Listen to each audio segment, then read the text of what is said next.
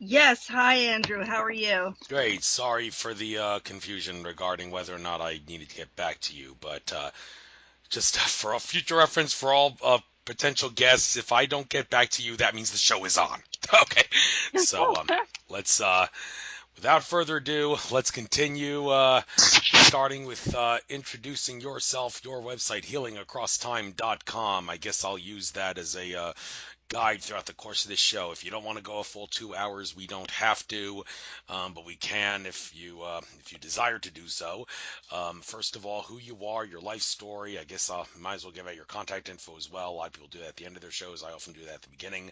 So who you are, what you experience from a primary source perspective. That please educate the listeners. From a primary source standpoint, QHHT, what you experienced, and all the rest of it. You got the floor. Sure.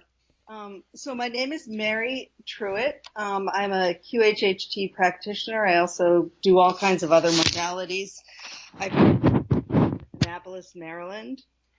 And for those of you who don't know what QHHT is, it is Quantum Healing Hypnosis Technique. And it was developed by Dolores Cannon, who was a pioneer in the development of using hypnosis to go to past, present, and future lifetimes. And while many people have done that, are able to hypnotize people to travel to other lifetimes, she became able to access what we call the higher self, what she called the subconscious, and to do miraculous healings with that. So using source energy to tap into the client's own self-healing abilities in concert with source to do just incredible healings and also to access all kinds of information about the person's soul journey, not just in this lifetime, but in all of their lifetimes. And what she experienced as a practitioner was she had a wonderful story of beginning her life as a hypnotist. She really just did it for fun. I think she started in the 50s, really just for helping people lose weight or quit smoking. And then over time, she not only clients began to spontaneously go into past life experiences. At first, she just thought she was going to access people's past human lives, but over the years, the universe kept expanding and expanding to the point where people were experiencing life as everything you can experience source from. So raindrops and rainbows and fairies and giants in the inner earth and aliens, and the whole thing just kept getting weirder and weirder. And she just kept writing book after book after book about it.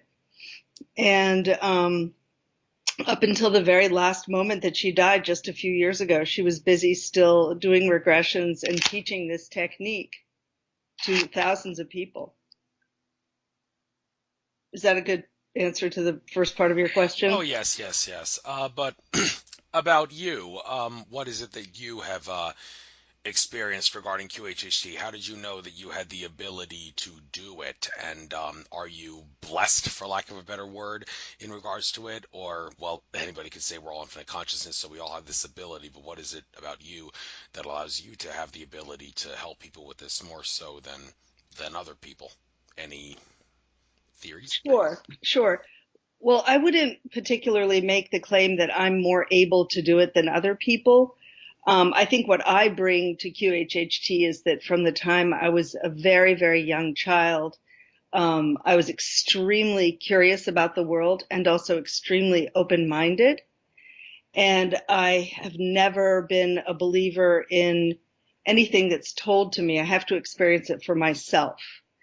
And so, when you talk about primary source documents, if I opened a history book and it told me that, the soldiers were hungry during a particular battle, I would need to read a letter that soldier wrote home and said we were starving, or so, you know what I mean? So if somebody said to me, the blue moon is made of blue cheese, I'd need to go there to figure that out for myself. So that made me kind of stubborn and kind of ornery for teachers, but it also made me really have the need to go out and prove things for myself. And so from a very young age, I read everything I could find on odd phenomena, and, began voraciously to read about healing and aliens and anything I could find that was just weird. I just loved. I was very attracted to. And my father was a journalist. And so he really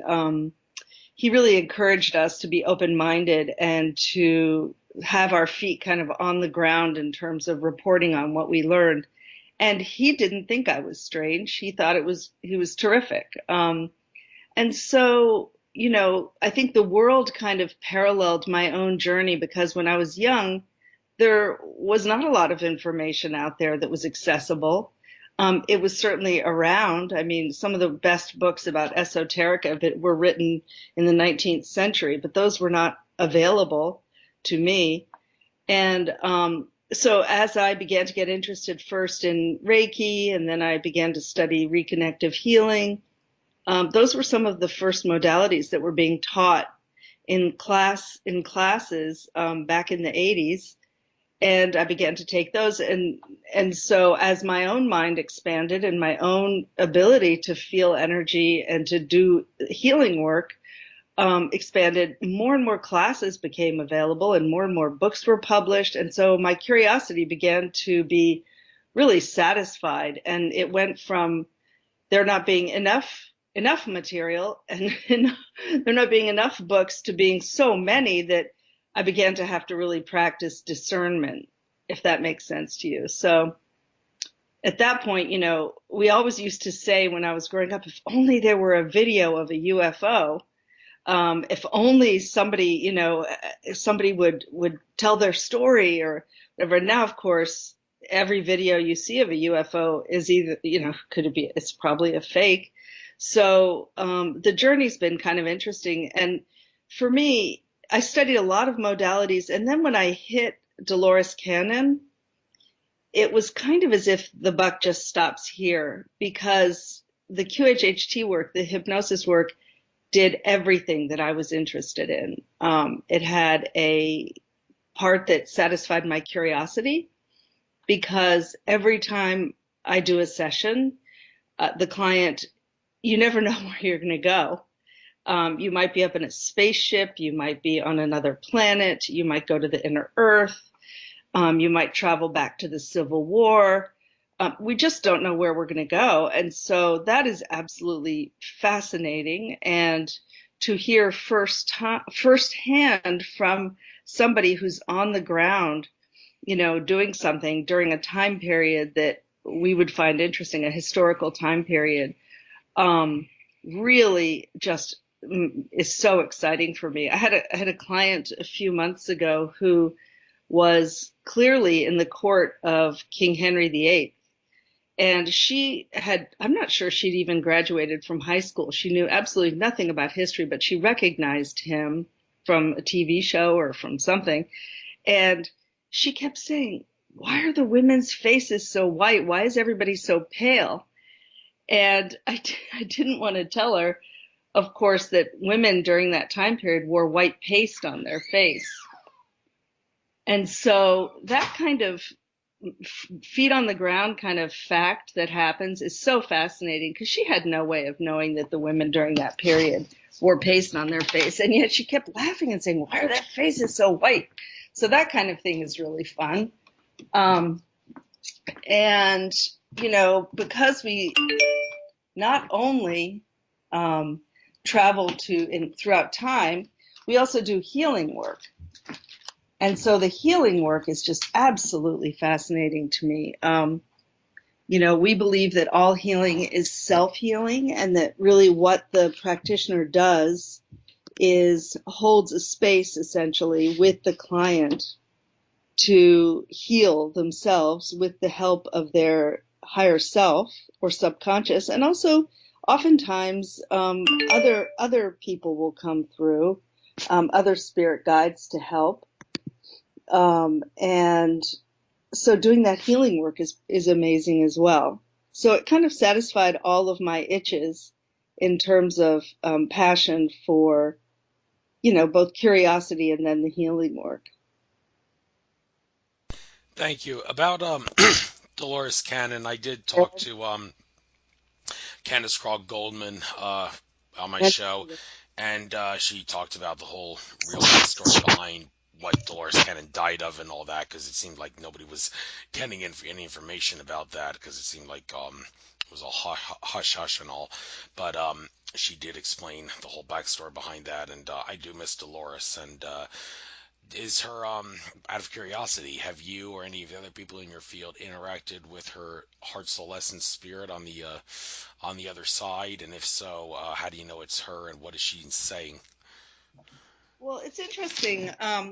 There are many, many practitioners who talk about their relationship with Dolores in spirit, both through dream work, through dreams, through channeling, which is something Dolores said she would never do.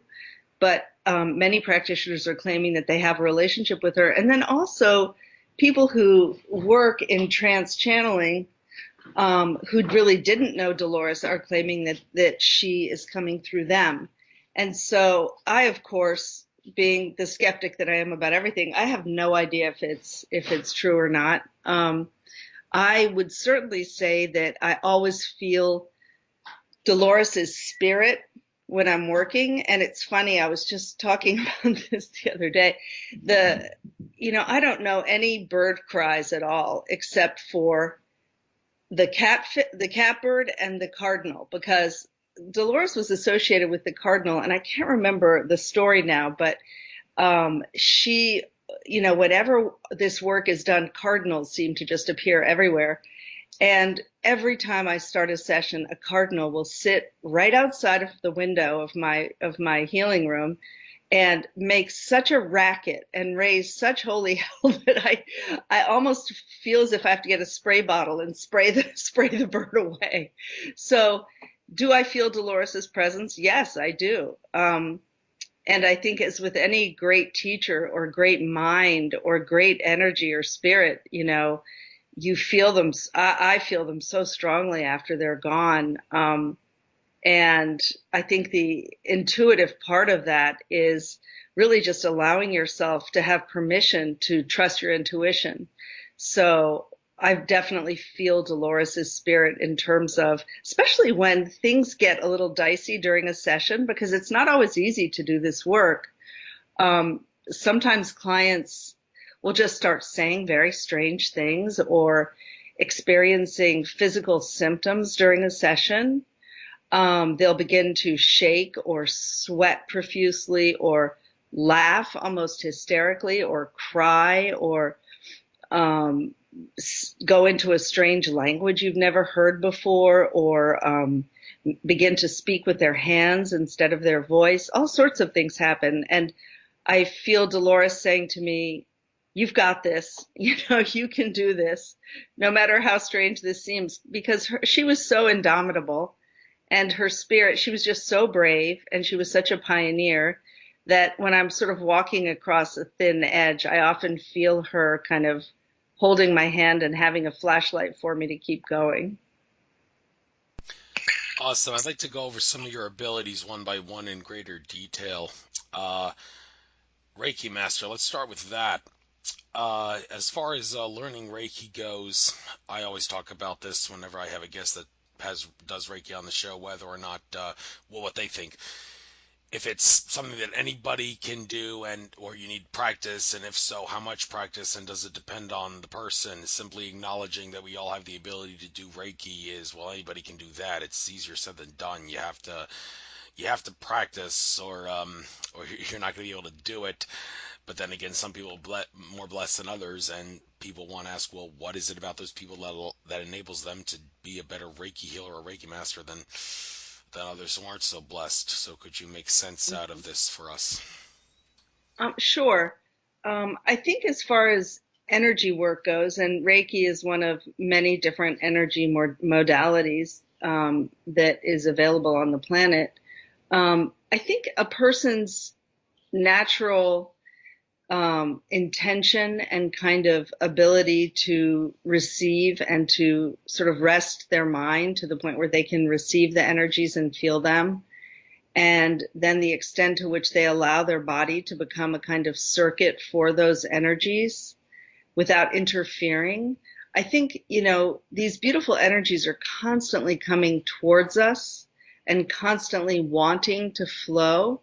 And so, it's kind of like perfect health. Our body's natural state is to be in perfect health. And we block that. We're the ones who prevent it by not putting good food in our bodies or not taking care of ourselves. And so I think Reiki is very similar, and it's like a heartbeat. It'll keep going unless you interfere with it. And so I think if you put your intention out there that you want to learn it and you have a pure motive, that you want to help people, then, my understanding, what my teacher explained to me is that the Reiki energy is there all the time and that we become a kind of a straw for that energy. So I don't think that... Whoa, hold on. You're breaking up like bad, and there's air like sucking through your microphone or something. What was that? You sound fine now, but just okay, I changed rooms, so okay. I'll just go back to where I was. So I think that, this universal energy is flowing, and we can get into that flow, or we can block it. And so I wouldn't say that I have any special ability more than anyone else. I practice a lot. I use it a lot. And so I think, that makes a difference in terms of whether one person is good at it. I think some of that confidence matters. I was lucky enough very early on when I began to study Reiki to have a wonderful shaman say to me, I had a funny question, which was, can you give Reiki with your feet? Because how am I only giving Reiki with my hands? It was a very naive, kind of funny question. And, she laughed at me and she said, oh, you can give Reiki with everything, with your eyes, with your voice, with your breath, with your hands, with your feet. And, what she essentially said to me was that if you embody Reiki, you become a healing presence. And so I feel as if with Reiki, it's a presence that I practice more than getting somebody on the table and putting my hands on them and then calling forth the Reiki energy. Does that make sense? Yeah, so I guess I don't know if it's appropriate to ask this, but I did have a remote viewer on recently, and one might ask, is learning remote viewing by someone who's not a remote viewer as easy or simple or as hard, for that matter, as learning Reiki by someone who is not a remote viewer, or is this something that you really can't compare? It's like you gotta see what works for you. You can't compare things like Reiki and remote viewing like that. It's two different things entirely. What do you see? Well, it's interesting. They are very different, of course, but it's a fascinating question because remote viewing, my understanding, I've read a little bit about the government's use of remote viewing. They say that they've stopped doing it. I don't know if that's true or not, but I can't imagine why they'd stop using it if it's been effective for them. But I do know Courtney Brown, I think it's Courtney Brown, trains people to remote view. And I think it takes 3 to 6 months. But it seems to be something that if people practice enough, and I think he puts them in a white room and has no stimulation and so forth and so on. I think people are taught how to remote view. And I think he's been very successful with it. I also know that there are some schools where they take children before the age of 10 and they teach them to read books with blindfolds on, and they teach them to be able to identify images on cards with blindfolds on. And so I think it's an ability we may all have if we don't tell people they don't have it. Does that make sense? It makes sense to me as much as it makes sense to, I Yeah. guess, anyone else who's listening. Yeah.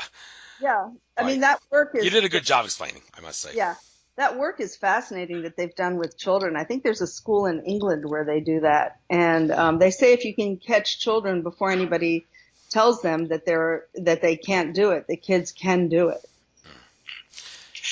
So, what do you think? Do you think remote viewing can be taught?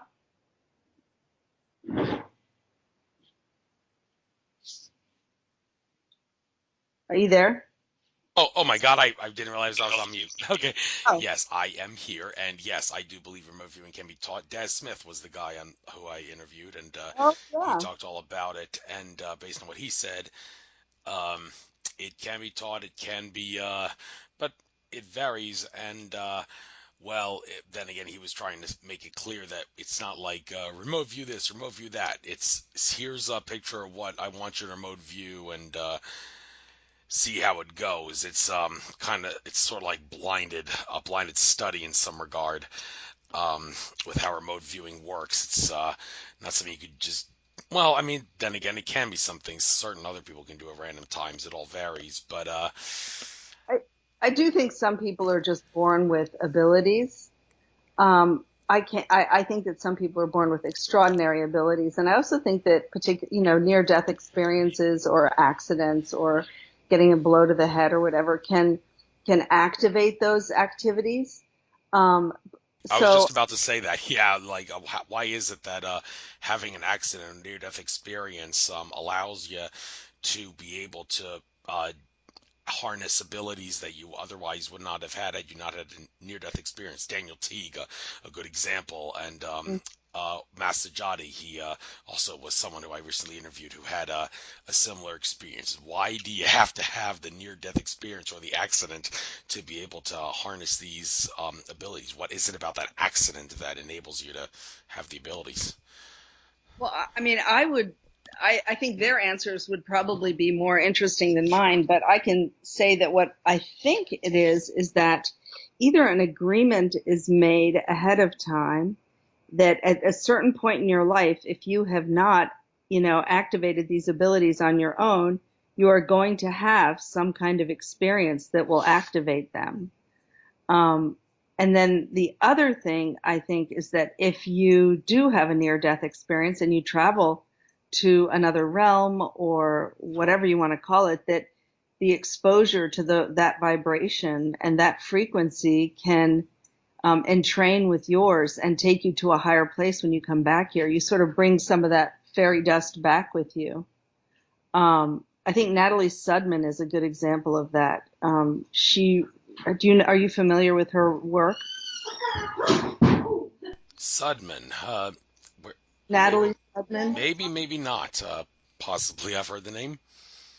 She wrote a book about her experience in the I think she was a civilian in either Afghanistan or somewhere in the Middle East, working as an anthropologist or an archaeologist, and she had a near-death experience when her her vehicle was blown up, and she was only out, I think, for a few minutes, but she had a huge near-death experience and came back with all kinds of abilities and all kinds of information. She wrote a book about it. So I think those are two things. I mean, I think those are two ways that abilities can be activated. I had a client about a year ago who came to see me, and one of the things that had happened to him was that when he was about 18, he had the most horrific car accident you could have. He was in a car, no seatbelts, with about 10 kids in a van, all high, all on the New Jersey Turnpike or something. They crossed 4 lanes of traffic, rolled over 3 or 4 times. Some of his friends died right in front of him, and he had a near-death experience. And when he came back, his whole world was completely different. He didn't particularly remember the near-death experience, but his whole course of his life changed. And when we accessed his subconscious or his higher self during the session, basically what they said was, you weren't getting the message, you weren't listening to us, and we had to make something happen that would change the course of your life because you have important work to do and you just weren't getting it. Thank you very much for getting into that. So let's move on to the next thing. Reconnective healing. I don't know, have I ever heard this term before? Reconnective healing. Is that another name for something that I talked about before? Or is it a completely new field that I probably should be familiar with, but maybe I'm not familiar with? So what exactly is reconnective healing, and how does it differentiate and compare and contrast with other healings you do? Sure. So I think it was during the 90s. There was a chiropractor who lived in California. His name is Eric Pearl, Pearl as in the beautiful pearl beads. Eric Pearl. He was a very successful chiropractor in, I think, Los Angeles. And he began to find that patients, I think, were being healed by his hands. I think he even began to get stigmata. I mean, all kinds of strange things kept happening to him. He wrote a book about it called Heal Others, Heal Yourself, Reconnective Healing, Heal Others, Heal Yourself.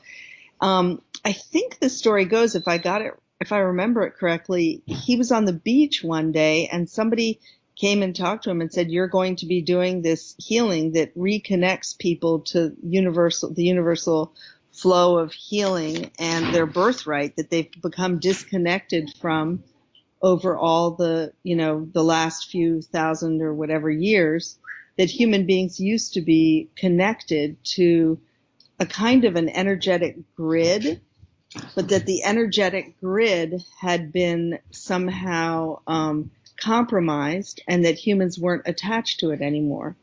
And so this healing work is quite odd.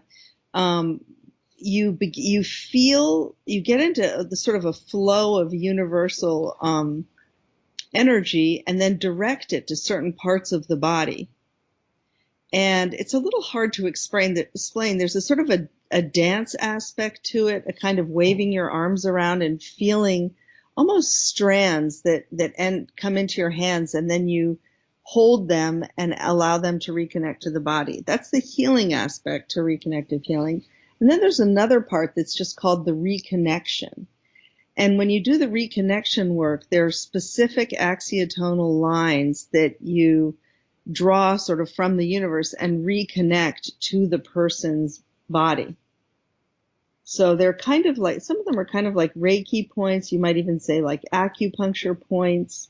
To reconnect the body to that natural, you could even say chi of the universe. And I think Eric Pearl is still traveling and still teaching this method. I don't practice it as much as I used to. I find that doing the QHHT is the absolutely quickest route to healing that I know. And so I don't really need to do the other things anymore as much. Because QHHT is wild in that, my most recent client on Sunday, she came to see me she said what was just a very definite sense of heaviness and sadness in her life that was inexplicable. She had plenty of, she had a beautiful family, plenty of money, a job she liked, very happy person, but there was a sadness inside of her that she just couldn't put her finger on. And so, we went to a couple of past lives, and indeed there were some sad things that we cleared. She had a couple of health things she mentioned, but, nothing too serious. And then I got an email from her the next couple of days later, which said, thank you so much for healing the palpitations in my heart and the anxiety that I had in my chest that was congested all the time. It's completely gone. And I didn't write her back and say, you never mentioned that. But I'm happy it's better. Because with QHHT, the body is doing what it needs to get better. And so whether the client remembers to tell me, or maybe there's some things the client doesn't want to tell, the work happens anyway. Thank you. So it's QHHT is the best way to go. You can't go wrong with that. So, well, thank you for getting it out. But then again, variety is the spice of life. So I don't think we should ignore the other ones entirely and maybe use them every so often. But Yeah. anyhow, moving on.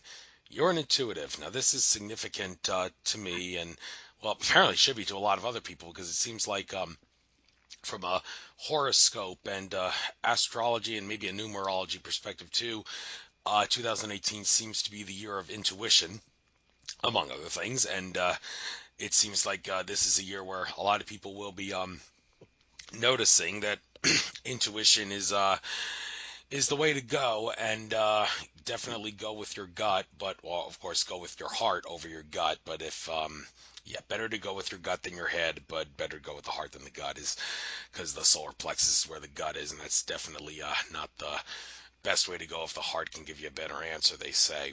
So, well, with that being said, I'd like you to compare and contrast, if you can, going with the heart and going with the gut, because people sometimes use the two terms interchangeably when in fact they aren't. And I explain the difference. It's based on the chakra, among other things.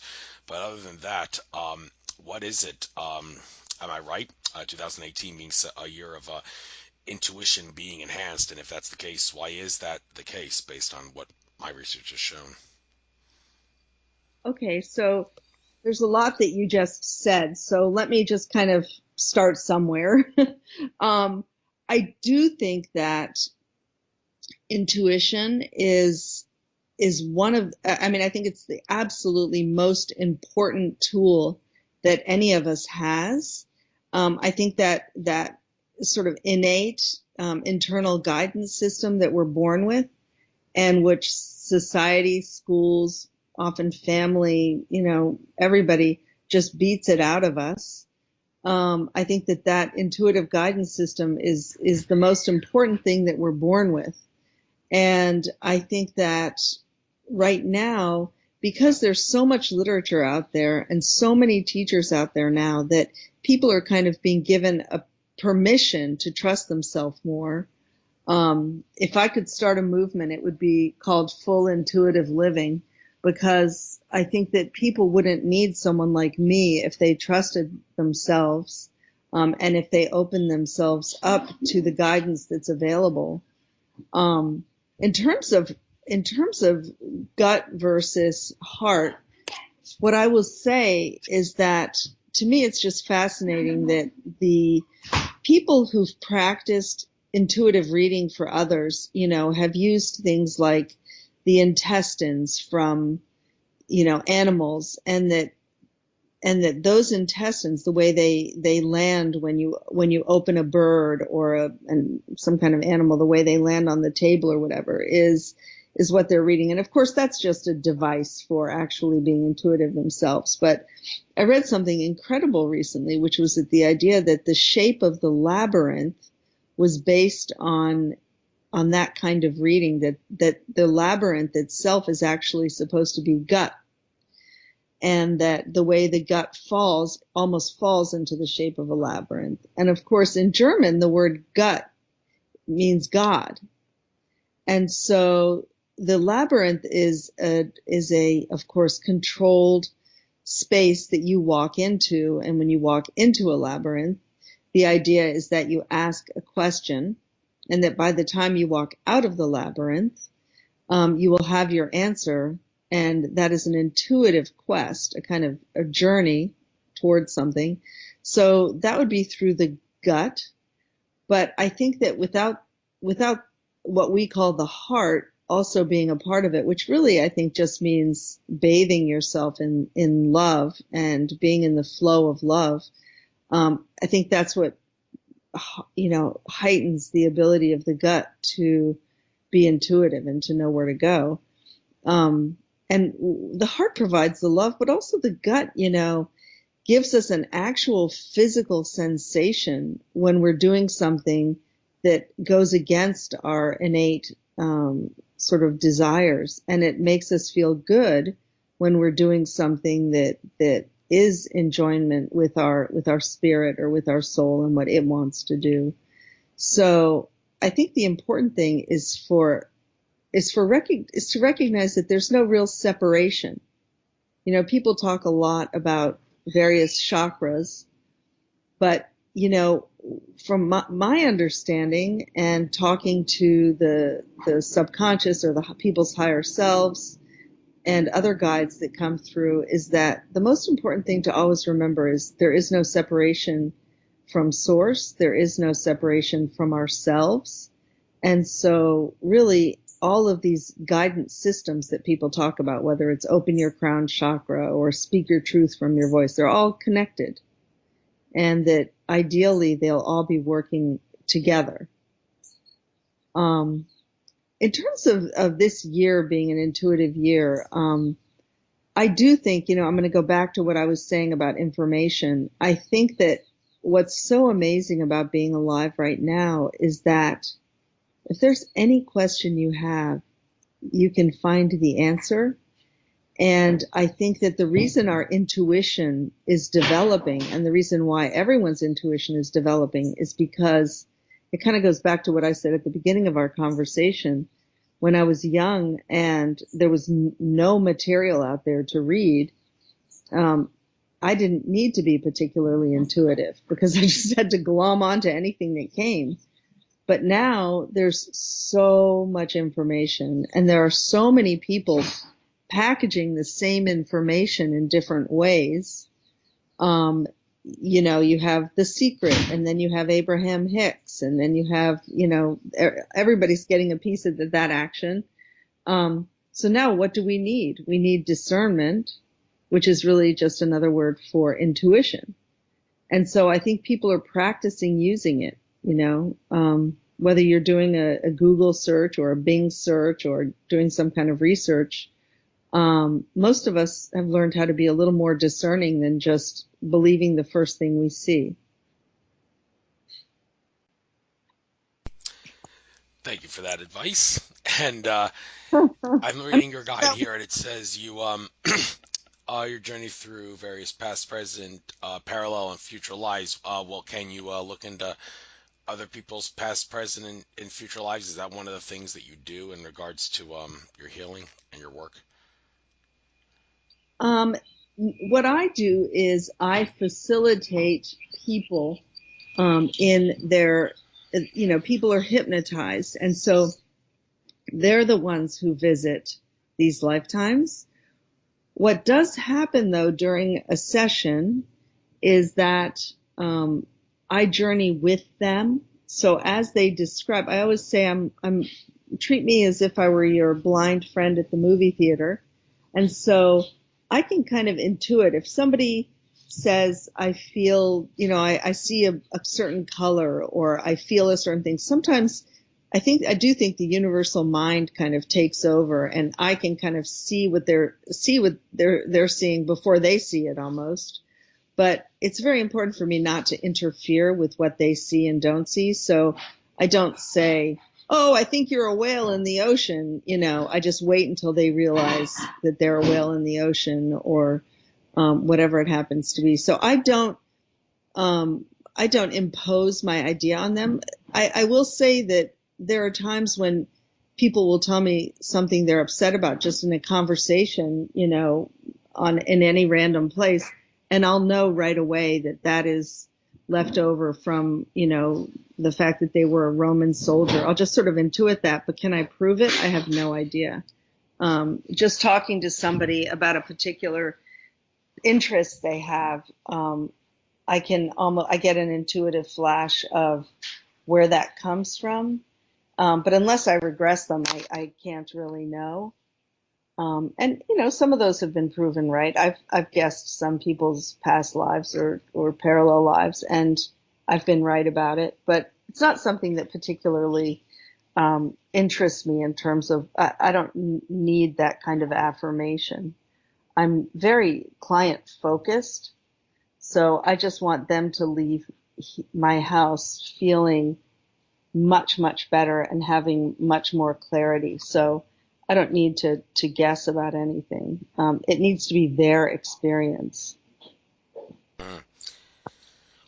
Well, when you say that, and that kind of makes me think about, well, how exactly are you going to to help people out. I mean, when it comes to the idea of coaching, you're not really supposed to, a life coach anyway, isn't supposed to give advice. They're supposed to direct their client to have the client give their advice for themselves, and the coach is supposed to make that possible for them. But what you do is, what you just said, you want the people to recognize it. Well, to what extent are you giving them advice or helping them? And I don't know how much you know about life coaching, but one might ask, how can you not be giving advice if you're, I mean, if you're trying to direct someone to realize something for themselves, then, well, that you're still giving advice, even though you're not, well, giving advice, if you get my Yeah. drift. So how do you make sense of this? So I guess how I would answer that is that I do a number of different kinds of work. When I'm doing strictly the QHHT, that is not about giving advice. That is simply about, it begins with an interview that usually lasts between an hour to 2 hours, sometimes can go even longer, in which the client just sort of explores and explains what their experience in life has been so far in terms of their spiritual life, in terms of their interests, in terms of any trauma they've had, in terms of any spiritual experiences or other modalities that they've worked with. So, and that's an opportunity in those first couple of hours really for, I believe a lot of healing takes place just in having somebody listen to you for that long. I mean, we don't really do that so much anymore. Therapy sessions are very short, and even when you meet somebody, as we're adults, we don't spend hours talking about the minutia of each other's lives. So that's not really, there's no real advice that could be given during that interview. And then after the hypnosis is done, and we explore the different lifetimes, those lifetimes are the teachers because they connect. There's usually a primary lesson that the 2 or 3 lifetimes we go to is attempting to convey to the client. And then the higher self is the one, after we've done the lifetimes, the higher self is the one that will give the client some advice. And my only advice to the clients at the end of a session is usually to take care of themselves physically, to make sure they're standing straight on their feet and not dizzy or anything, or grounded.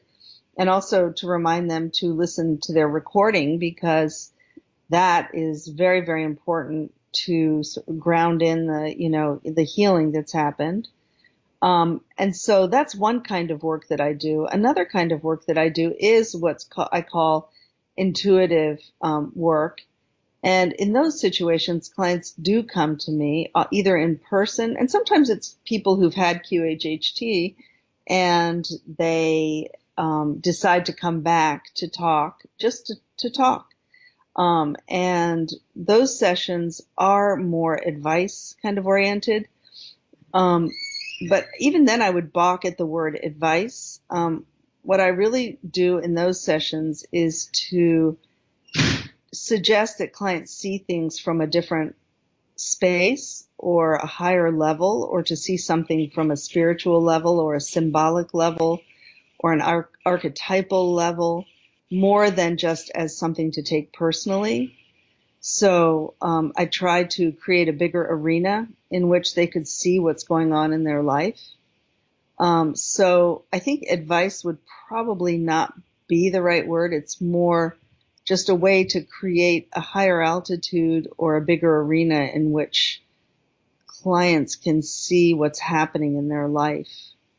I think life is much more interesting when we see it symbolically, and not always see it subjectively. If somebody walks into your space and steals something from you, you can be mad at them because they stole something from you, or you can look at it from the point of view of what was it that they felt they didn't have in their life that they wanted from you that you have.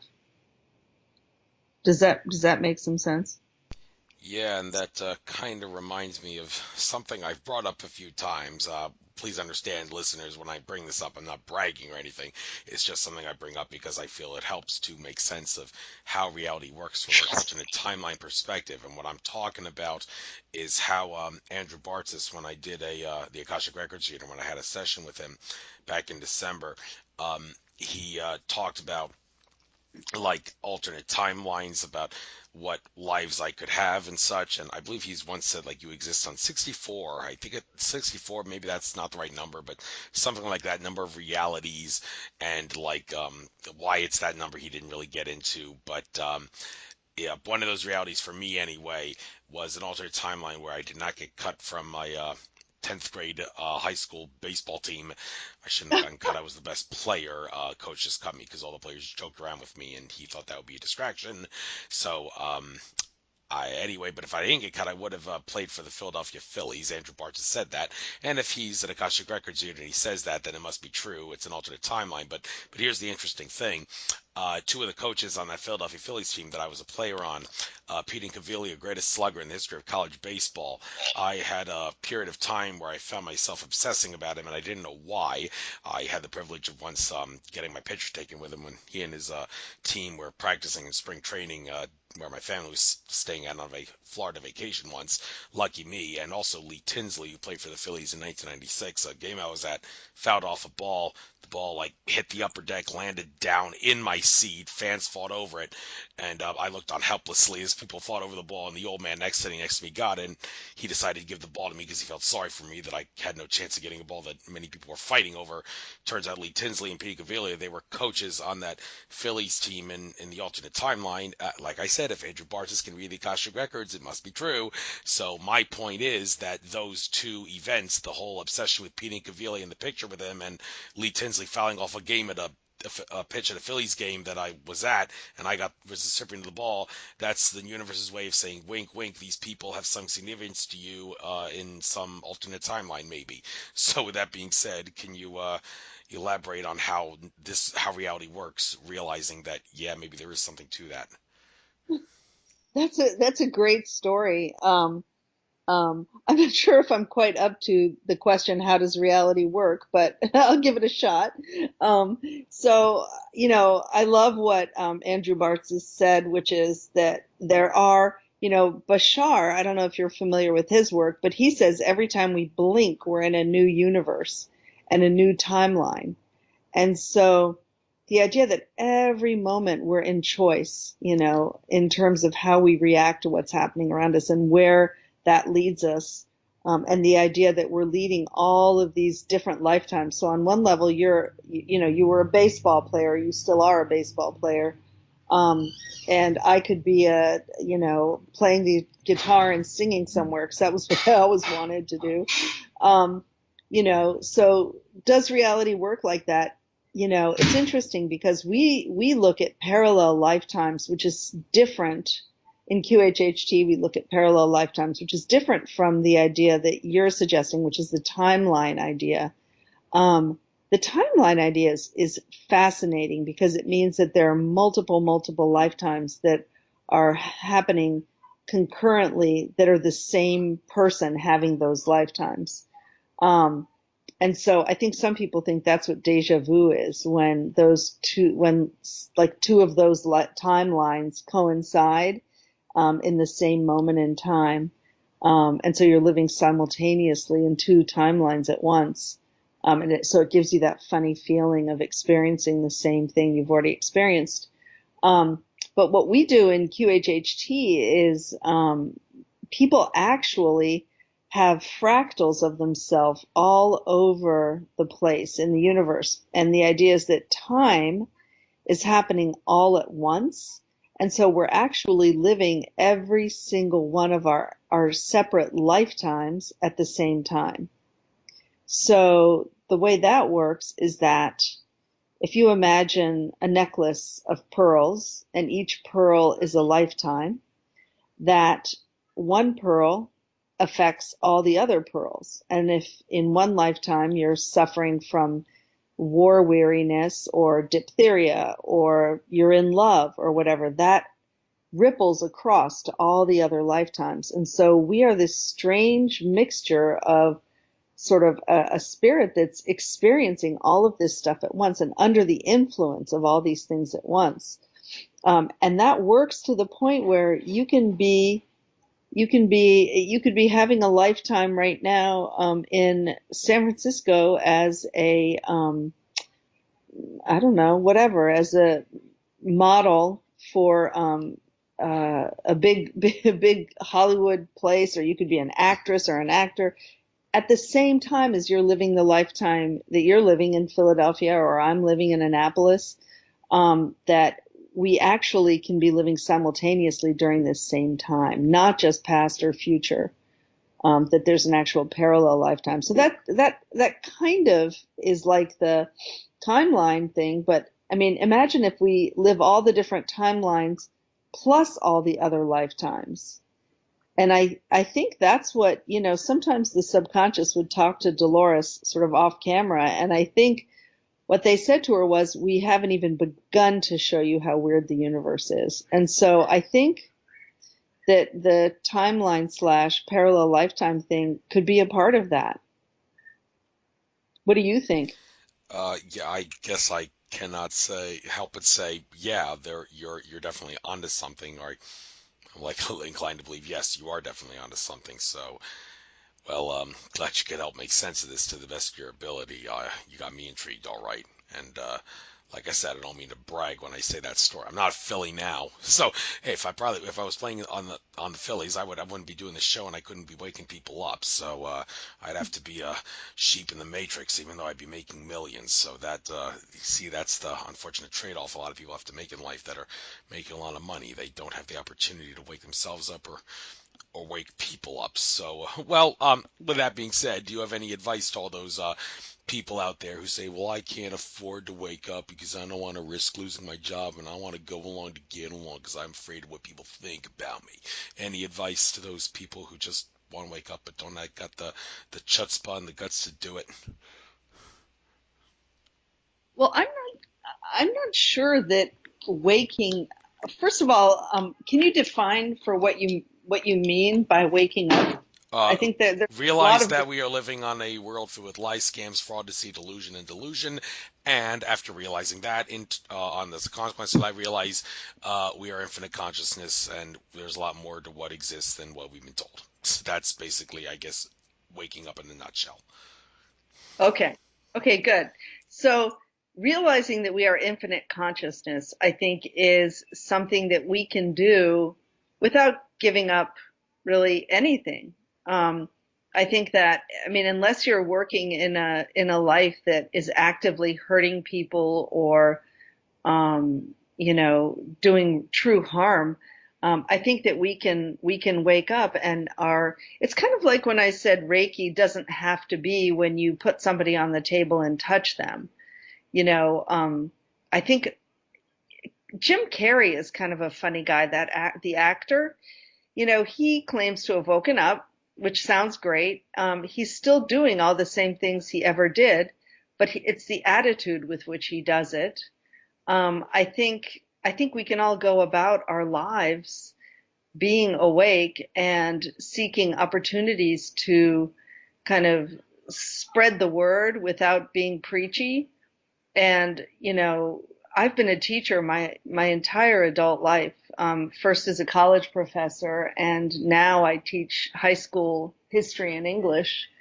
And I don't preach about this stuff, but I will sometimes just say, hey, what if there's more to things than you've been told through television and through history books and through whatever. And so I think each of us can to a certain extent help wake others up and be awake ourselves without giving up being whatever worldly thing we do, whether we're teachers or doctors or nursery school assistants or presidents. I don't think it matters so much what we do as the attitude with which we do it. Or even baseball players. You can be an awakened baseball player. Well said. Yes, so with that being said, you also have had extensive training and experience with guiding shamanic journeys for individuals and groups. Now, This is something that I'm very familiar with, both in the past and in my upcoming future. Took part in a peyote ceremony in Arizona during the first day of spring in 2016. Very enlightening experience, I must say. That was one to remember. And in October, I will be going down to South America for a 6-day retreat, 2 ayahuasca ceremonies, one San Pedro ceremony, and then a trip to Machu Picchu. They're probably going to give me some coca leaves to deal with the high altitudes. I get to use cocaine, but I use it the proper way. The Incas, they'd be spinning in their graves and going ballistic if they saw that people were snorting cocaine and injecting it and smoking it. They'd be like, that's not the way you're supposed to use it. You're supposed to use it as a medicine and a way to deal with high altitudes. But that's unfortunately not the way people have gone about it. But anyway, the point is, shamanic journeys, that's what I'm going to be doing. And for all those people out there who insist I'm not using drugs to get high, I am using it as a shamanic inebriant and enlightenment and theogen. I really am. Okay, well, you got to go about it the right way. And well, I once did take ayahuasca when some guy, who a friend of mine, was willing to give it to me for free of charge because he was a close friend of mine then. And unfortunately, I totally blew it. I didn't do the dieta. I masturbated the night before and ate before the ayahuasca. So I yacked, I shat, and I didn't have too much of a trip. Well, at least I got a cleansing, so that's important. But you got to do the dieta and whatnot before then, and not do the other things that they say you shouldn't do, like eat meat and have sex or anything for like a week, so, or else it's not going to be a good experience. So I will make sure that when I go to South America in the Cusco area in October. But for other people that are doing that and want to go on shamanic journeys, and well, you're a shamanic journey guide, it says in your bio here. Do you have anything to offer as far as advice goes? Yes, absolutely. First of all, have a wonderful time on your trip. It sounds like the trip of a lifetime. Just wonderful. I think what I do is very, very different. What I call a shamanic journey is not what you're describing.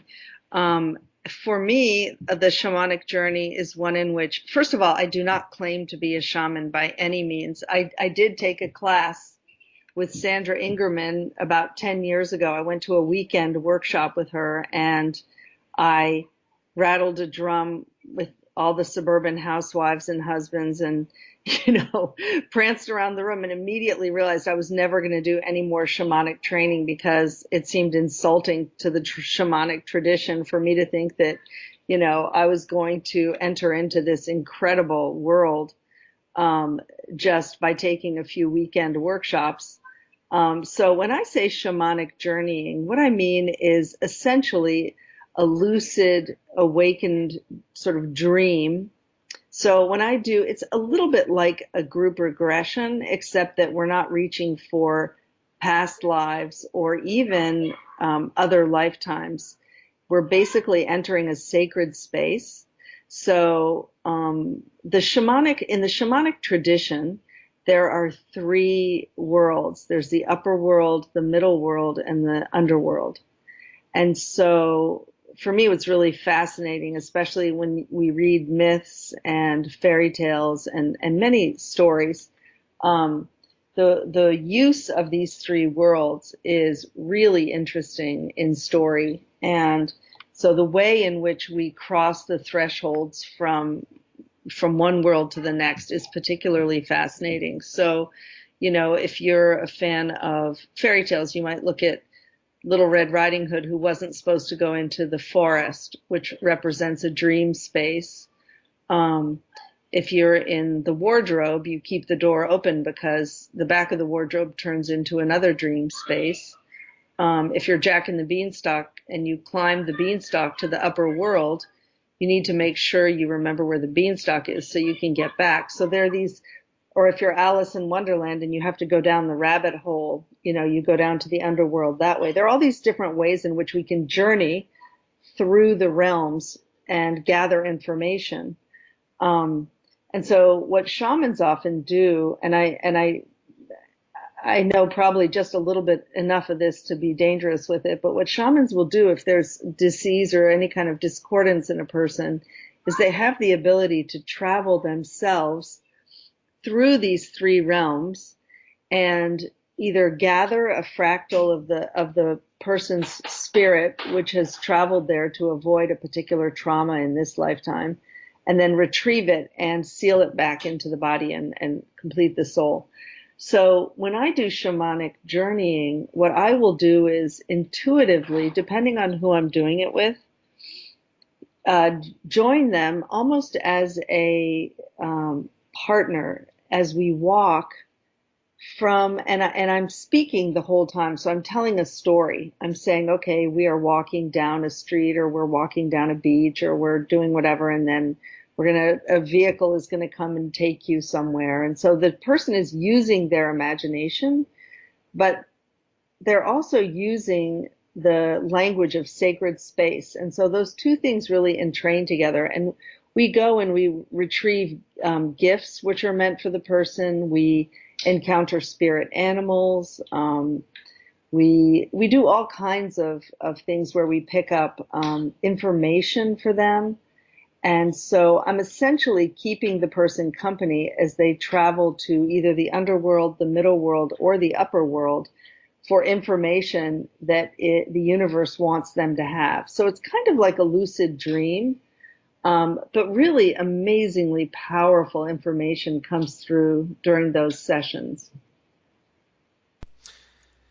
Thank you very much. And for those that want to go on such journeys the cheap way, like getting high on synthetics, I'm sorry, but there's people out there who want to do this, and we just got to bring this up for the sake of giving them good advice or bad advice or whatever you want to say about it. But the idea that certain things like LSD, PCP, cough medicine, DXM, ketamine, those synthetic substances, even psilocybin mushrooms can be produced synthetically if you got it right, and as can DMT, the stuff in ayahuasca. You can have purely synthetic ayahuasca called pharmahuasca, where you take a synthetically made DMT and a synthetic MAOI instead of the MAOI from the vine that's in the brew. But the shamans will assert the fact that it's synthetic means you're not going to have the same experience. Well, fair enough, but does that mean that it's a wasted experience? One would think if you ask the ask creator, source, and the angels to get the highest good from the synthetic substance, then okay, you can still get enlightenment from it. Back in the day, I used to get a kick out of reading some of the stories people would write on the DXM Zine, talking about how they tripped on cough medicine and got to all sorts of crazy ideas and theories and whatnot. And are they all in your drugs? It's all in your head. Well, that's stereotypical, but I don't know. Maybe they really are tapping into things, and if they practice it the way I suggested, make sure that only the highest good come from it, then they can definitely go on a intuitive shamanic journey. So the to use or not use synthetic substances rather than natural substances, and if you do, what you got to be careful about? Yeah, that's really your world. I've always been way too chicken to try any of that stuff. So I think I actually have a kind of I think people should do whatever they want to do. I mean, if people want to take ayahuasca, more power to them. If they want to take LSD, whatever. I've never been interested in doing that simply because I want my experience in this realm to be extremely organic and extremely to grow from what it is and to build slowly. I've always been terrified of images of flowers blooming at rapid speed. I want to make sure that I go at a very natural pace in my awakening process. I've never wanted to speed it up. I think one of the things that can happen is that when people, and I'm not criticizing anybody, but I think one thing that can happen is that it's almost as if when you go on a journey, yes, you get these incredible insights, but then you have to come back to reality, and you come back to a lifetime, and if you've seen that, and so then your life feels lesser than, and I think you have a goal to go for. I know you can probably speak to this better than I can. But what is that like to come back after you've seen, that everything is one with God, or everything is, beautiful or whatever, and you have that ecstatic experience, and you can't stay there? How does that affect you? Yeah, does it affect me, or are you asking me specifically, Anybody? or No, anybody? Yeah, anybody. anybody. Well, yeah, it's definitely a question worth considering, and you gotta make of it whatever you will, and don't. I guess it would be kind of unhealthy to dwell on something like that, like, oh my God, I experienced this. What am I gonna do? How do I make sense of this? What? Don't panic. Don't fret out. Try to make sense of it and then move on with your life. You got other things to worry about. I'm sure Source wouldn't want you to dwell on a crazy experience like that nonstop, but everything happens for a reason. So Yep. make the most of it and try to analyze it the best you can. So, where to go with this? It says during a session with Ms. Truitt, you can experience profound healings of both the physical and etheric bodies. Physical and etheric body. Compare and contrast healing the physical and the etheric, and when specifically the etheric. This always makes for great radio conversation. The difference between soul and spirit. Some cultures say they're two different terms for the same thing. Others assert there is a big difference. George Kavasilis gives what I think is the best explanation. Soul is the isness, consciousness, the awareness of being aware, emanates from soul, and so does spirit. And he imagines spirit being like little spears coming out of the soul, and he envisions like the word spear and it, like you throw a spear at it. That's basically where spirit could be coming from, like it's little parts of the soul that become manifest in the acknowledged illusion of time and space, if that makes sense. So do you look at it that way, and or not? And well, yeah, I've babbled long enough. What do you say? Well, that's interesting. I think if I were asked to discuss what the etheric body is, versus the physical body, I think the etheric body is what I think of as the blueprint. It's the highest possible form that exists in a higher vibrational place, maybe in source. Because what happens is funny with any kind of healing work. If you go and get acupuncture, or you go and get a massage, or you go and get a healing, you walk out of that room often feeling so amazing, and unless you can maintain that vibration, you go right back to your set point again. And so I think that a complete healing of the etheric body means you can't go back to the set point. And so there's a difference between the etheric body being healed and the physical body being healed. So if the etheric body is healed, there's a complete healing, and we just simply can't go back to it again. It's kind of like people who give up addictions, or who have a metanoia kind of experience of changing, a real change of heart about something, a really true epiphany. Same thing with healing. If you heal the etheric body, you just simply can't go back to being the person who had that. I think the Native Americans talk about the spirit of an illness or a disease. I had an incredibly horrible infection in my eye a few years ago, and nothing was making it better. Antibiotics wasn't making it better, heat compresses, etc. And finally, I did a lot of interior work about it, and I realized what was going on. And within a few hours, the spirit of the illness had left. I could feel it. My eye was still swollen, but I could also feel that the energetic kind of animation of that experience was simply gone. And then my body had to catch up with that. And when I'd look in the mirror, I'd see my eye was still a little puffy, but I gave it absolutely no attention because I knew that it was gone. And so that's the kind of experience I'm talking about. People will come to see me who have tumors or who have really serious illnesses, and I'll say, at the end of this session, if they've told us that is healed on the etheric level. And so within the next few days, or next few weeks or whatever, your body has to catch up to that, but it will be healed. and it will go away because it can't stand in that vibration anymore. The animating vibration is gone. But I will also have people who have actual healings at the session that are physical healings. I did a radio show a few years ago about a guy who came in. I think this was probably one of the most dramatic ones that I had. He came in with a terrible sprained ankle that had been bothering him for about a year. And he'd had operation and he'd done all kinds of work on it. And he came in, we did the healing, and then when he stood up to leave, it was just gone. And so, both kinds of healings take place. So I think that's the best explanation I can give for etheric versus body healing. In terms of soul and spirit, I think what I would say is that the soul is the unchanging part that stays in source, that makes up all of our different parts. And it's unchanging. And I think spirit is that which animates the life. So, the soul is the whole and the spirit is the part that's in this particular life.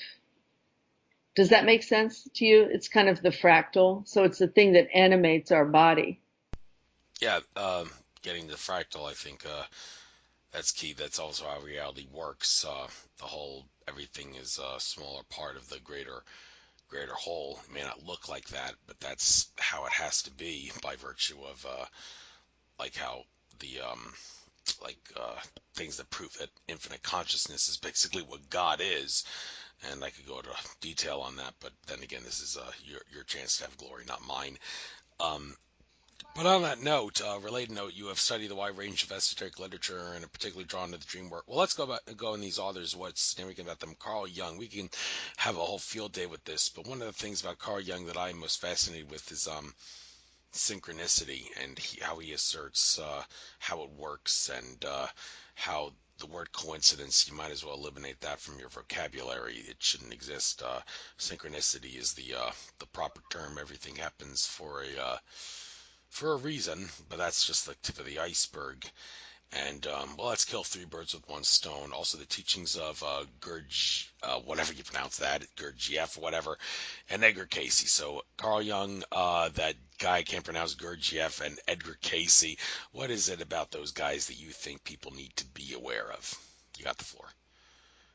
Okay, great. I just wanted to clarify one last thing from the spirit soul thing. I think that what I would probably say is that the spirit is when the soul animates itself or expresses itself through the physical, through the body.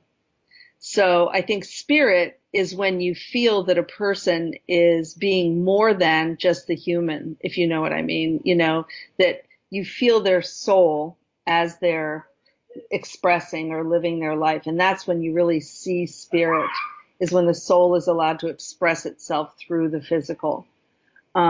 So anyway, that just clarifies that. So boy, these three people are near and dear to my heart. I'll start with Edgar Cayce because he was the one who really, really pulled me into the kind of, that was I can't remember if it's the blue pill or the white pill or the green pill or whatever it was. The red pill wakes you up. Yeah. Yeah. So I think Edgar Cayce was kind of my red pill. I think I was about 12 when I started reading his books. And I just absolutely fell in love with his stories and his ability to, just this very humble, uneducated man who was able to tap into some kind of universal source information, an encyclopedia that exists outside of time and outside of the physical. So the Akashic records, of course, is what I'm talking about. And so the idea that this person could tap into that, and right around the same time in school, we studied Plato. And so, the idea of the world of forms, that there is something that is accessible through our minds or through our spirit or whatever, and that we can know things that aren't taught to us. So I think that was what was incredibly important to me about Edgar Cayce, was that we can know things which we don't learn in school or don't learn from a book or don't learn from somebody, that there's an inner knowingness that's not something taught, not facts, but that we can access that inner encyclopedia. So when he was able to go into a trance state and tell people about their past lives, or tell people what they needed to do to heal from something, there's the kind of imaginative fascination with all that. But then there's also just the practical knowledge of what he left behind. The ARE Association in Virginia Beach has kept meticulous records and done an encyclopedic study of how to heal so many illnesses, and what he suggested. So for me, that's what makes him fascinating, is just the body of knowledge he left behind in a relatively short amount of time. So he drew me into a lot of this work. And so for that, I love him forever. And I'd say the next person I got into was Gurdjieff. And Gurdjieff was an absolutely incredible thinker, way outside the box. He was from Georgia from Russia. And he only wrote one book, which was called Meetings with Remarkable Men. But there was a gentleman named P.D. Uspensky who studied with him and wrote books about him.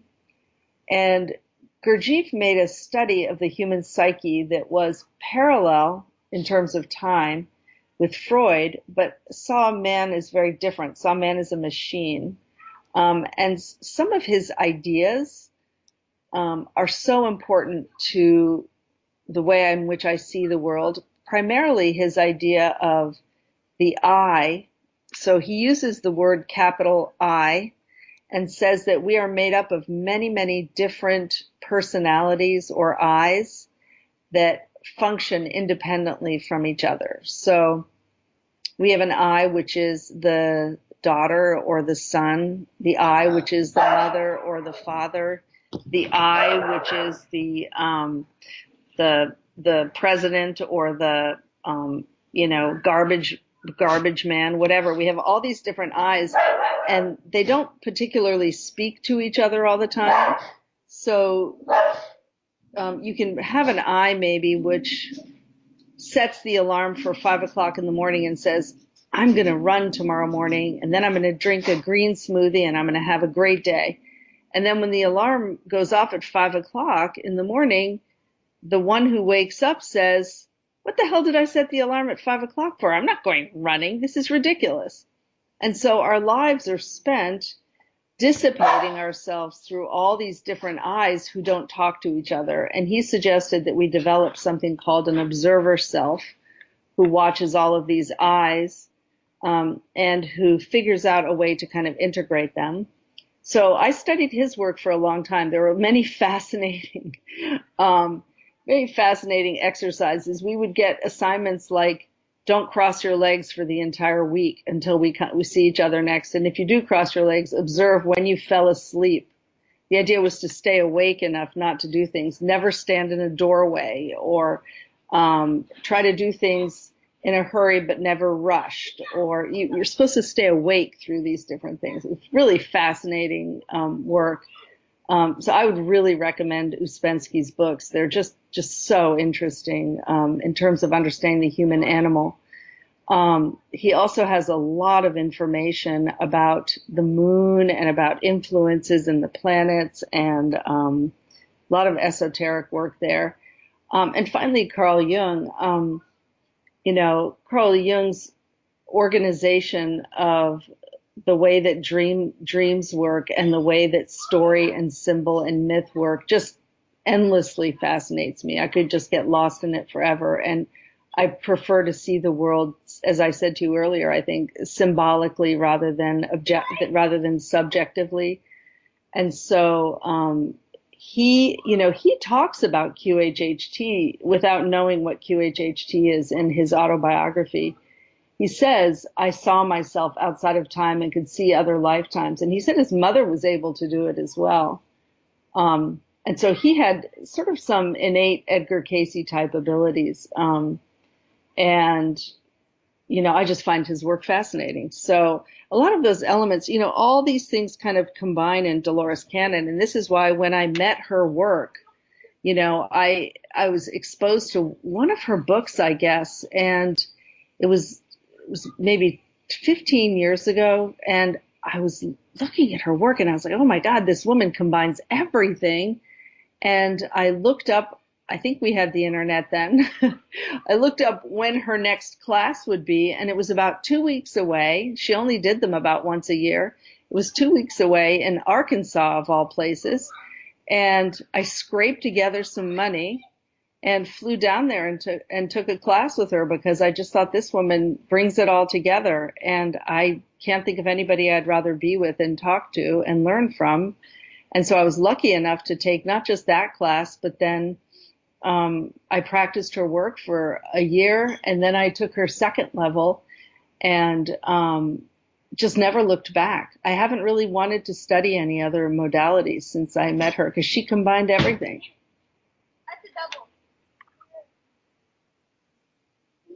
Thank you for getting into that. So, where to go next? As energies and traumas are released across time. Well, okay, interesting. And you write that in your bio here, as energy and traumas are released across time. Why did you choose to use the word time there? Because very often I hear like Andrew Bartzis, I've listened to him a lot recently. Well, I always listen to him a lot, but some of his videos talking about specific times and places, he often uses the phrase beings going across time and moving through time, and many people who hear this are probably like, yo dude, understand we're in the third dimension. We don't really make sense of entities that through time is an illusion and all that. So well, how else is he supposed to explain it? You really can't blame him. So but maybe you can help make sense of it when you say energies and traumas are released across time. Why did you choose to word it that way instead of space time or space or yeah? Okay, so I guess it's a little bit ironic, because in the QHHT work, we don't really believe in time. So we think everything is happening all at once. And so I think I sort of thought I cheated that by saying across time, because if we go back to the image of the pearl necklace that I brought up earlier, and all the lives are happening at once, then if a person heals one of the pearls, then basically the ripple effect will send it across all of the necklace, you see?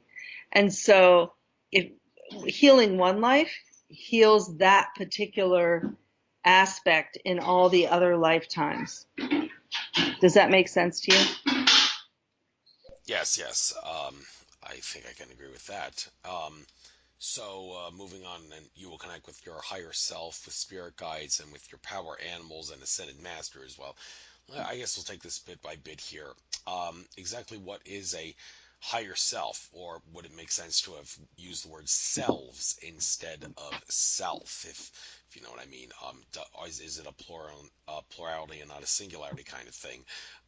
And how do we make sense of what a higher self is? Is it really does it look actually like us, or can you really not describe it in terms of looks? It has to be described in terms of frequency or energy or something like that. So let's make sense of what a higher self or higher selves is. You got the floor. And I didn't connect with it too. Okay, good. So basically the idea is that that source, if you see it as the way Dolores put it was that if you think of source as being like a gigantic, beyond gigantic, sort of diamond sparkling thing, it exploded and sent sparks of itself all over the universes. And each one of us is not just one of those sparks, but that spark then expands into being many other sparks. And so the nature of the universe is that it is constantly expanding. And so those sparks went out and became, so each one of us has to experience being everything and send that information back to source. And that's how the universe keeps expanding. So each one of us is a rainbow, part of a rainbow, or a raindrop, or a particular kind of flower, or an earthworm, or a human, or a man, or a woman, or whatever. I had a person once who was actually a grain of sand on the beach and got very irritated with me when I called them a piece of the beach. And they said, I am not beach, I am shoreline. The beach is different. I am the part that connects the shore to the ocean, and I'm the in-between land and the shore. So it was very funny. So what she would say is we have to be one of everything, but there's a little spark of us that stays with source, that never leaves. And that is the thing that fuels us and is kind of like our battery. It's home base. And so that source is what she called the subconscious, or the higher self. And so that part is guiding, almost like the Wizard of Oz, right?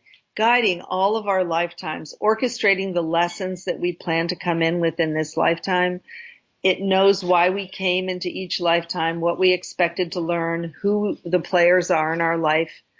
And so the higher self just knows what it is to be in source, but also knows and understands to the depths of, as deep as you can go, what we're doing in each of our lifetimes. And so I began to explain, I think before, what the experience of a QHHT session is.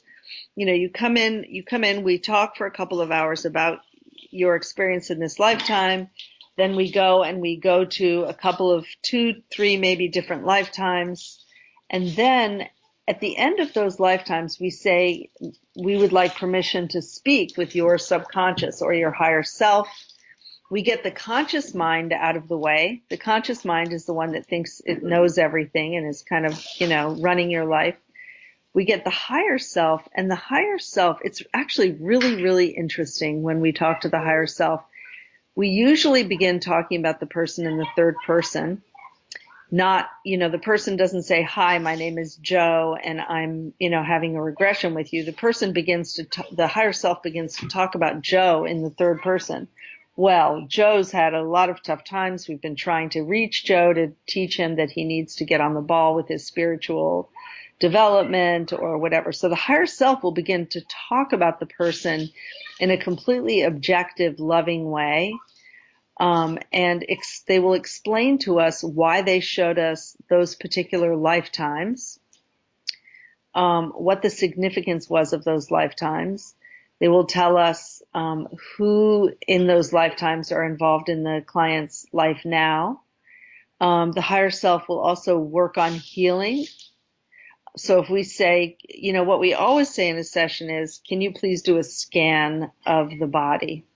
And the higher self will do a scan of the body. And then whatever healing needs to happen, the higher self will either do it right there on the spot, or will bring in somebody to do the healing. I've had many sessions in which the higher self says there's a healer here who wants to work with the client. I actually have certain healers who come in to work with clients who are consistent.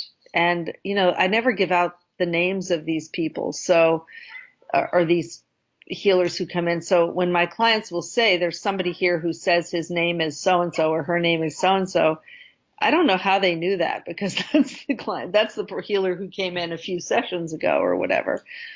So particular entities will come in to work with clients. So the higher self orchestrates all of this. And then, at the end of the conversation with the higher self, we always say, is there a message you have for the client?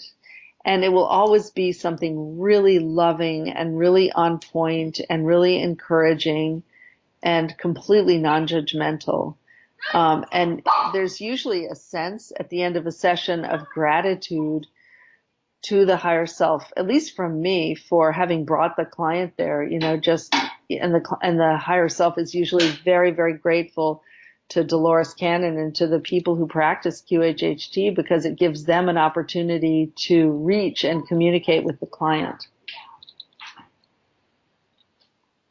Thank you very much. Let's move on to the next one on the list, spirit guides. Recently I was listening to Cryon give a talk, and he talked about how you really shouldn't be putting names and faces and making sketches and photographs and pictures of what your spirit guides and guardian angels look like. That's not really the way to do it, because what you have to understand, they're able to communicate with people simultaneously all across space and time, because to them it's all an illusion. Um, and what's really happening is sort of like at the quantum level, the information that you want via a what you perceive as a guardian angel spirit guide is being access to you at the quantum level, and everybody's taking it all out of context by putting a face and a name on all these angels and guides. So do you have anything to say about that? How would you best define spirit guides and also guardian angels, because the two seem to be used in the same sentence a lot? Yeah, great question. You know, Crayon says something really interesting about spirit guides, which is that your spirit guides are actually yourself, and that we give them names and we give them faces and we assign meaning to them, but actually they're just aspects of yourself. And I think this goes back to what we were talking about before about there's no separation. So on one level, I am you, you are me, and we are all together. I think that's a Beatles quote. um, I think we need stories, we need faces, we need to somehow physicalize and turn our lives into stories and into archetypes and into images. And so I know that Archangel is probably the same as Raphael, who's probably the same as Sanat Kumara, who's probably the same as Mother Mary. They're all part of the same thing. But as Joseph Campbell said, it's a God with 1,000 faces. And so we need the faces. We're human beings. We can never, ever forget that we are human beings, and we are having these experiences. Yes, we are spiritual beings having a human experience, but the human experience means that we need stories and we need faces and we need to attach meaning to a particular person or a particular while I might love Mother Mary, somebody else might say, look, Sanat Kumara is my homeboy, I love him. We come in with personalities, we come in with certain desires. And so, Crayon's teaching is always, always in the highest level and so wonderful. And I totally got it when he said, every guardian angel is you. Every guardian spirit is you. Every guardian, every guide is you. And of course that's true because we are all each other. But we need the faces. And I will say somebody took a photograph of one of my kids on a camping trip. And it was a camping trip she went on that I was particularly worried about her. This is one of my children I never worry about. And I was worried about her. And she brought home the photograph, and standing kind of next to her in this photograph is the clearest image of Mother Mary that I have ever seen in any photograph. It was absolutely, completely clear. And I gave it to a psychic friend of mine, a true psychic. And I said, what is this? I didn't give her any information. She said, that is Mother Mary. And that was there for her to know that she was always being looked after, and for you to know that she's always being looked after. And that was a story I loved because, you know what? I know everybody's living their exact life they're supposed to, and whatever happens is for a reason and so forth and so on. But I liked knowing that there was that guy, whatever that was next to her. I needed that. So I think we can't forget that we're human beings who need faces and need names. Well, I can't help but agree with you on that, just to a great degree.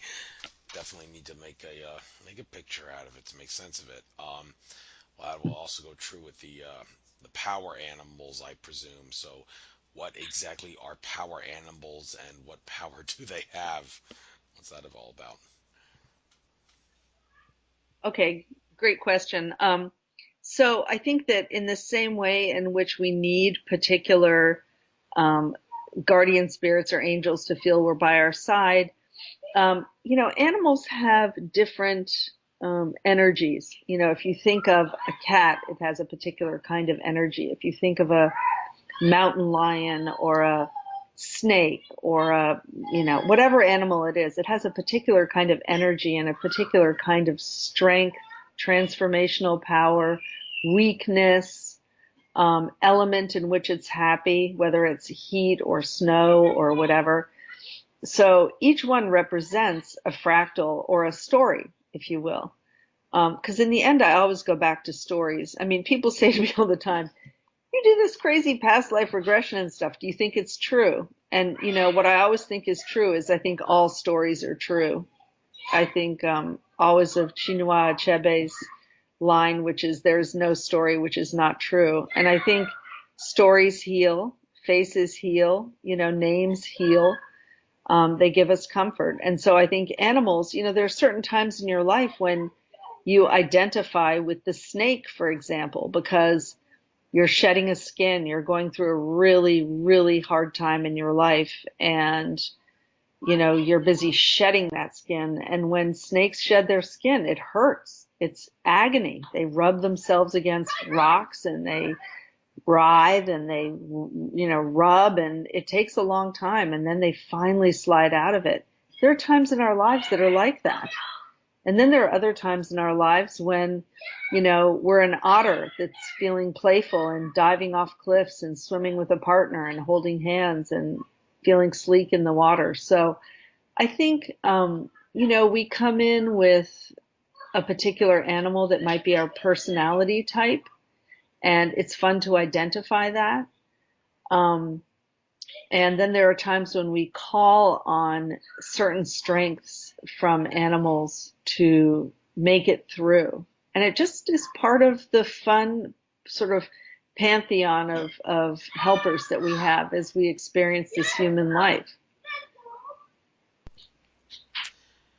Yes, and some people that experience human life, are they ascended masters masquerading as humans, or is that not really the proper way of seeing how it works?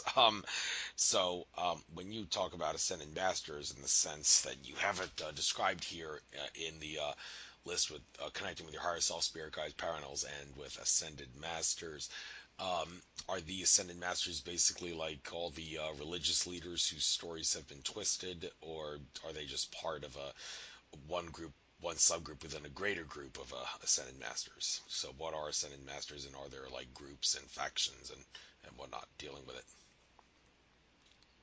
I think there are ascended masters. I don't think there are any factions. I think that the minute you're in any kind of ascended master state, the factions would disappear. I've had many, many clients be in the presence of Jesus. I've had many clients be in the presence of Yogananda, Mother Mary. These I would consider all ascended masters. And when we speak to them, it's an incredibly humbling experience. They come through and they have words of wisdom for the client. They often will have a message for me. And I think that once you reach a certain state, I think that everybody is on the same page. So I don't think Jesus would ever have an argument with Buddha, and would never have an argument with Muhammad, and would never have an argument with Yogananda. That certain people reach a state of Christ consciousness within this lifetime, and nobody would argue with anybody else about that. So, when I put that in my on my website, it really just meant that these things really do happen. Especially Jesus has come through a lot. He calls himself Yeshua when we go to lifetimes, but there are many, many people who experienced his sermons, and we've had many people who've traveled with him as one of his healers. I've had people who describe his eyes. It's just an incredible experience. This goes back to the beginning of our conversation. I can read the Bible, but when you're with a client who has tears streaming down their face saying, I'm in the presence of Jesus, um, and sobbing and listening to him give a sermon, that's a pretty profound experience. Oh, no question. It would be Andrew Bashago, the time travel guy. He says he saw the way of seeing the crucifixion of Jesus, and simply seeing that would certainly cause someone to, well, be on par with some of the things you said some people have seen regarding Jesus. So maybe it's a completely different experience, but what the hell? What do I know? I didn't experience it. Maybe I will someday. But anyhow, well, I we do have a lot of we have some time left, but then again, I've kind of exhausted the stuff on your bio and your website here, so I guess I'll bring it to that now. But first, you can give out anything that you'd like to give out. Any advice, any last words, anything about your services, and make a sales pitch out of this by all means. Go ahead, and then we'll call it a night. Okay. Well, you're sweet. I don't particularly want to make a sales pitch, but what I will say is to anybody out there who's listening, follow your intuition. Go back to that feeling you had when you were a child and you knew exactly what you wanted to do, when choices weren't so loaded with, other people's expectations. Get out in nature, get away from the electronics, get back in touch with yourself. And then once you reach inside, begin to have a relationship with your higher self, with your subconscious. Begin to think about a life beyond school and that which you were taught, beyond work, and begin to have a relationship with spirit. And whoever if you can find somebody that you'd like to work with, do that. QHHT has a great website. You can go to DoloresCannon.com and find a practitioner in your area. You can also go to Beyond Quantum Healing, which is a site that Candace Craw Goldman started, which is QHHT on steroids, kind of, and other modalities. Just find somebody to work with and use your intuition about who you have to work with. My website is www.healingacrosstime.com. All my information is there. I have a blog, and there's a blog about how to find the best practitioner for yourself, which I'd recommend reading. And I just love you and wish you all the best in your spiritual journey. And I'd like to thank Andrew for having me on the show tonight. And namaste and God bless. Namaste and Creator bless. I don't like to use the word God. It's too religious. Religion is brainwashing, but you're entitled to use whatever word you want to use. So have a good night, happy spring, and enjoy the rest of your Trek for Infinite Consciousness. Mary M. Truitt, loved having you on. Peace be with you. Goodbye. Take care. Thank you.